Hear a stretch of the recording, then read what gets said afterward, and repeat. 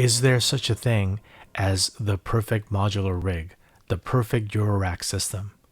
Well, it's a bit clickbaity, I know, but I would say it's a resounding yes. When you can design and customize to your own specifications, pick and choose the exact synths and modules that you want in a case of your own choosing, of course it would be perfect because you designed it. Unfortunately, though, that's not how usually the story goes. With endless possibilities and limitless permutations of modules to pick from, and don't get me started on the cases, it was most often than not frustrating and confusing. So, over the time that I spent with modular synths and the world of Eurorack, I found a handful of things that's helped me to get the most out of the Eurorack system.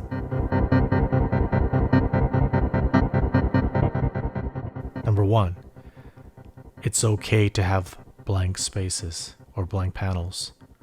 Now, I'm just as guilty as anyone being quite distracted in trying to complete some kind of a jigsaw puzzle set and get quite the tremendous satisfaction of, completing that space that was empty for such a long time. But I found that actually blank spaces are good because it helps me and it reminds me that it's work in progress, that it should be constantly evolving and changing. So it's not some completionist game, but rather it's a journey, it's a work in progress for me. Number two, don't buy the same exact module, repeat modules. Now, if you are a touring professional and if you need like 8 Dixies or whatever, then sure, I think you could, more power to you, obviously. But for me, I found that even things like a VCA, I would try to get it from a different manufacturer or different versions of it or different way of that so that, I don't have like a rack of the repeat of the same VCAs because I need more VCAs. I think that helps me to remind myself the power that the Eurorack modules have, which is in its diversity and in its rich complexity. And again, that helps me to focus on the spirit of what the module world is. It's not like adding bunch more horsepower, like adding more graphics processors or more RAM. So don't buy repeat modules. Number three,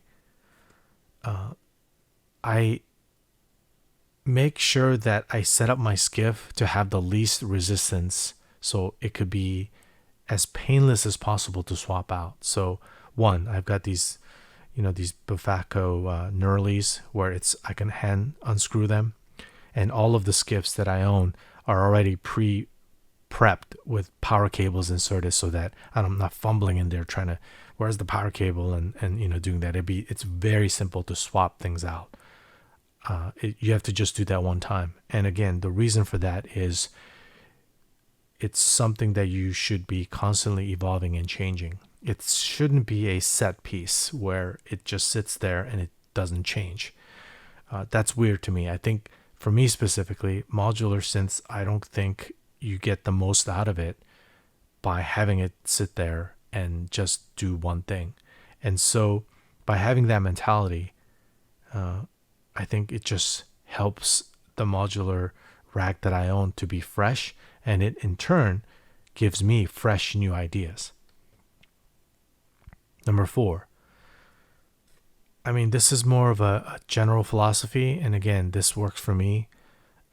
Not obsessing about building a rack or a wall of modules. I actually honestly think that that's a mistake. I think having, it looks cool in pictures, having cool things in the back.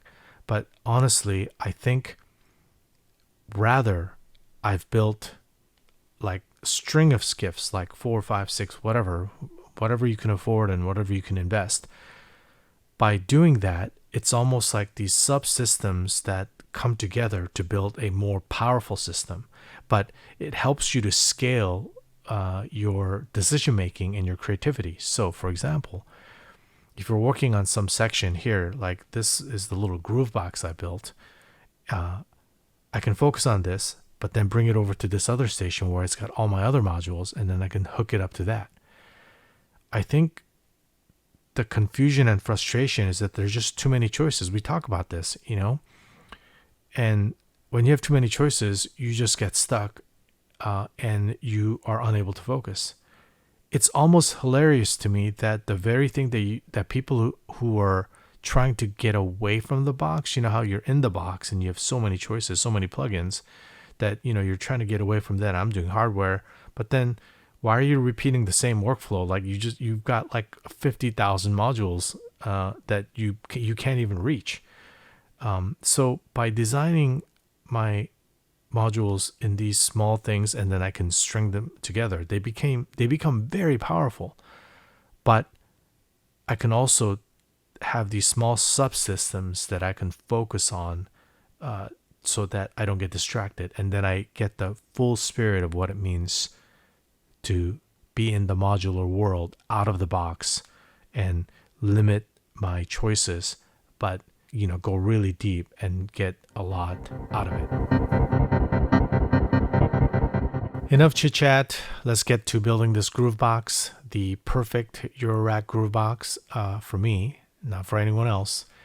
And my rationale behind why I laid them out the way I do, and just talk about each of the modules a little bit more in depth. Okay, so here we have the IntelliGel 104 HP palette case, as they call it, and this is what I've decided that my sub-modular system would be. So again, the idea being these will get filled up, and then I would add more palette cases, and that the combination of those palette cases will make up my rack system, as opposed to having this one monolithic system. I like to have sort of like subsystems within that I could configure. And so regarding the palette case, right off the bat, a couple of the features that I really like about the palette case, for example, like these malts here, they just work, which is fantastic. So it's like as soon as you buy this, you get these malts for free. So that's really amazing. Second function that this palette case comes with are these 1/4-inch jacks and also this MIDI I/O. A couple things about that though, like the MIDI output, for example, here, you actually need this specific I/O to activate these things. This doesn't have like MIDI out of the box. You have to get this module, and it's not cheap. I mean, it's like $200 US. And so that's kind of a bummer. I thought that maybe this worked right out of the gate, but you have to actually buy this in order for you to activate it. And then you save some space because it's built in, so you get a smaller form factor. But I wish this was built in, so that's kind of a bummer, that the fact that I have to spend money to get this on top of that. And these palette cases are not that cheap either. Same goes for these line level 1/4-inch inputs. You also need like these 1U racks that IntelliGel makes, or I'm sure some other clone company would make, that would activate these. And the way you activate these, they have, you obviously have the power, but there's also these like special pins that you connect to this palette case, and it activates these things. Again, it makes it very clean. And in the beginning, I thought it was like a sure win, like, oh man, that's a no-brainer. But more I play with this palette case, I want to say it's sort of like a wash. Like, it's great that it's there, but it's definitely not easy to get in and out. And I'll talk about that more in a little bit. It's great that it's there, but the problem is once you have it, if you want to keep changing things, and again, I'll talk about also that a little bit later, how the modular system should be modular. It shouldn't be like some set thing that you make and you never change. So anyway, going back to the pedal input, it's great. I thought it was a no-brainer, but because you have to buy the module to activate this, and also the additional cable like routing, it's kind of a pain. You got to go in there, you got to get a flashlight, or you have to disassemble this thing. It's kind of a pain, but it still adds something interesting. And once you have it, of course, it's great, because then you can have the pedal I/O and kind of like connect it. But is it really saving space? I don't know. It's like, it's cool, but I want to say that I was super gung-ho about it, but I'm not sure anymore. Also, so going back to one of the big gripes that I have about the pillowcase, and again, I don't mean to bag on it, because like I own a lot of these. I bought a lot of these, and I'm committed to this thing. So I'm a little bit more critical about it than I should be. It's kind of like having somebody you really like, and then you find out the little annoying things about them. And that's kind of what this is. So while I love the pallet case, I think the single biggest thing that I have problem is just the accessibility of these. The reason why I have all of these in place is because you want to have every one of these power plugs plugged in before you put anything in there. Like, you don't want to be having these and like plugging it in like on the fly. Like, you don't want these detached, because it is such a pain to get in under there. Like, you actually have to remove this part and get a flashlight and plug them all in, and then you put this rail back in, and you never want to remove this again.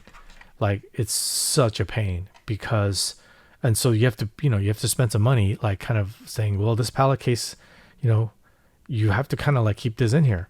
You can't like take this with you with the module, which means it's more money you have to spend to kind of keep this pallet case like functioning, so that you can put modules in and out. In fact, it would have been great IntelliGel if you were to just put all of these cables, like power cables, in already installed. Like, that would have been sweet for the kind of money they're charging. So anyway, that's my only gripe. And I've seen some posts online where that was enough for them to like return the thing. It wasn't that a deal breaker for me, because I just felt like it was still worth it. It was still worth it to have this case despite this kind of issue.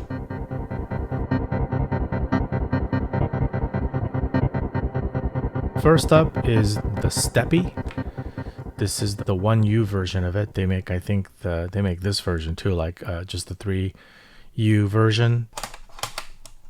Purpose of this is sort of like my first beat making machine. It's I come from more of an acoustic classical background, so not a big like beat maker per se, but I can sort of hold my own, and it'd be a great chance to kind of learn. I have this. I feel like having a step sequencer is kind of a must. So I started with that, and it was kind of a cool piece. And again, you have these 1U spaces, and they make some interesting modules. Why not fill it up? And so that's the rationale for that. And then of course these Bufaco knurlies, also a must. Again, you want your modular synths to be actually modular. And I'm telling myself this more than anything, is not to build this forever fire and forget perfect synths. It's supposed to be interchangeable, and you should be tweaking it all the time. I like to have like sort of my sound sources on the left side. In this particular case, I like to try to have sort of the more utility stuff on the right, and then in the middle is sort of like where my main thing happens. And so when I start to load these in, I'll get that. Next up is the Erica synth, the VCO2. It's like this.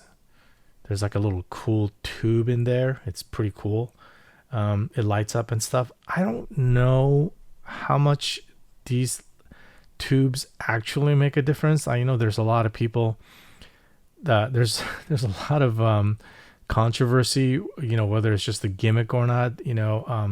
I'm sure it colors the sun somehow, but I think I have to say, I think some of it is really gimmicky. This thing sounds huge. This thing sounds freaking huge. Next up is Even VCO by Bufaco. Also, I really like the sound out of this. I heard some demos online, and then I played around with it. Super fat sounding. I also just love their industrial design. Again, modular synth is supposed to be a buffet of things, not like one things. Like, I was so tempted to just get a bunch of IntelliGel Euroracks in the beginning when I didn't know what I was doing. And I realized, I stopped myself immediately. Like, that's not the point of the modular. If you're going to do that, just buy a standalone box. To be fair, this is for people that like me who are trying to just get inspired and trying to create new sounds and experiment with sounds. If you're like a rigging, like a touring performance, like, DJ or a performance artist, then you get whatever you need, right? If you need like 10 of these things and 7 of these things. So here's okay, so this next one is called a chainsaw. I just got this.